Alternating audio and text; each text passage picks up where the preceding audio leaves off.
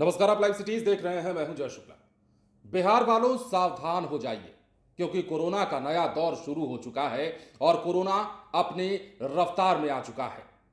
बिहार में एक बार फिर से कोरोना के बढ़ते मामलों ने सभी की चिंताएं बढ़ा दी हैं। जो आंकड़े सामने आ रहे हैं वो आंकड़े अब डराने वाले हैं, क्योंकि बिहार में पिछले कई दिनों से लगातार कोरोना के मरीजों के मिलने का सिलसिला जारी है।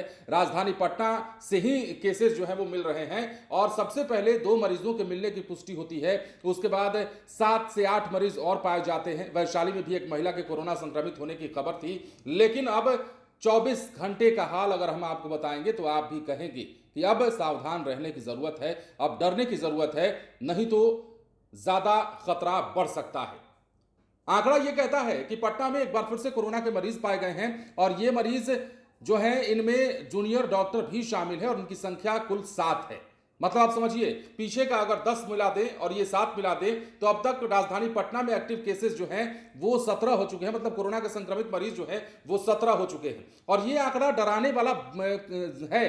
इसलिए है क्योंकि कोरोना एक तरह से लगभग जहन से भी खत्म हो चुका था और वैसे भी कोरोना का कोई डर अब रहा नहीं था लोगों में। लेकिन यह संक्रमण है और संक्रमण कब अपना पांव पसार ले ये कहा नहीं जा सकता और कोरोना का नया केस भी कुछ वैसा ही है। क्या कुछ है आंकड़ा हम बताएं आपको, तो बिहार में कोरोना वायरस के नए दौर का खतरा बढ़ने लगा है।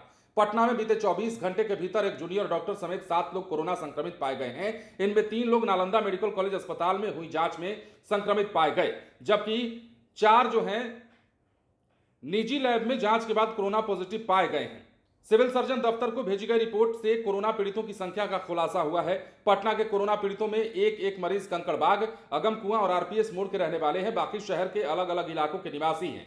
Civil surgeon doctor Avinash Kumar ने बताया है कि शुक्रवार को एनएमसीएच में 26 संदिग्ध लोगों की सैंपल की जांच हुई। इनमें से 3 संक्रमित मिले।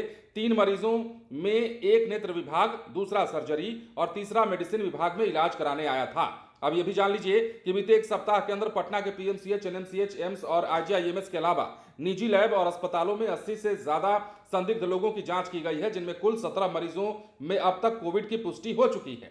अब सिविल सर्जन के मुताबिक एनएमसीएच में जांच शुरू हो चुकी है। वहीं पीएमसीएच और आईजीआईएमएस के अलावा न्यू गार्डिनर रोड अस्पताल, एनएनजेपी हड्डी अस्पताल के अलावा जिले के सभी पीएचसी और अनुमंडलीय अस्पतालों को किट उपलब्ध कराई जा रही है और इन अस्पतालों में सोमवार से जांच शुरू करने की उम्मीद है। मतलब अब वो नज़ारा एक बार आपको फिर से देखने को मिल सकता है, जिस नज़ारे को आप हम उम्मीद करते हैं भूले नहीं होंगे। 2020-21 का वो साल था जिस साल में कोरोना ने काफ़ी त्राहिमाम मचाया था और यही कारण है कि लोगों में आज भी वो डर बरकरार है और लोग सहम जाते हैं ये बात सोच करके कि कहीं कोरोना फिर से ना लौट आए। तो लौटा है, कोरोना का नया वेरिएंट लौटा है और ये वेरिएंट भी कम खतरनाक नहीं है। देखिए, वायरस कोई भी हो वो खतरनाक ही होता है, ज्यादा कम हो सकता है, लेकिन फिलहाल राजधानी पटना में जिस प्रकार कोरोना के मरीज पाए जा रहे हैं, लगातार मरीजों के मिलने की जो पुष्टि हो रही है वो चिंता बढ़ा रही है। वो बता रही है कि बिहार में आने वाले समय में खतरा कितना बढ़ सकता है, क्योंकि देश के अलग अलग राज्यों में कोरोना के मरीज तो मिल ही रहे हैं। देश के बाहर की बात करें तो कई देशों में हाहाकार मच चुका है इसे लेकर। तो इसलिए बिहार में जो संभावित खतरा है उसे देखते हुए तमाम तैयारियां की जा रही हैं। लेकिन इस बीच पटना में मरीजों का इस कदर मिलना कहीं संभावित खतरे की घंटी तो नहीं। बने रहे लाइव सिटीज के साथ। धन्यवाद।